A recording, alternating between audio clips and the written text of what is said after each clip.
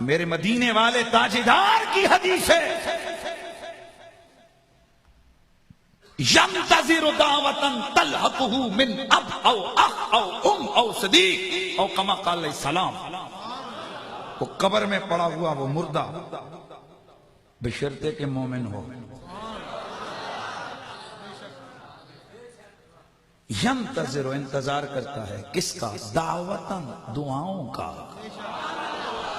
دعاؤں کا. تلحقہ من اب او اخ او ام او صدیق، وہ انتظار کرتا ہے کہ میرا باپ، میری ماں، میرا بھائی، میرا بیٹا، میرا عزیز کب میرے لیے بخشش کی دعا کرے گا. میری آقا فرماتے گئے اذا لحقت ہو،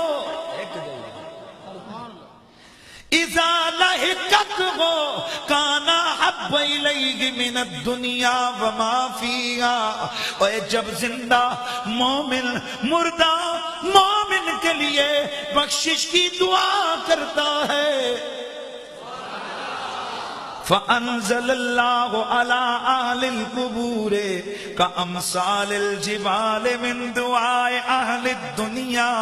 زندوں کی دعا سے اللہ تعالیٰ مردہ مومن کی قبر میں پہاڑوں جتنا نور نازل فرما دیتا ہے.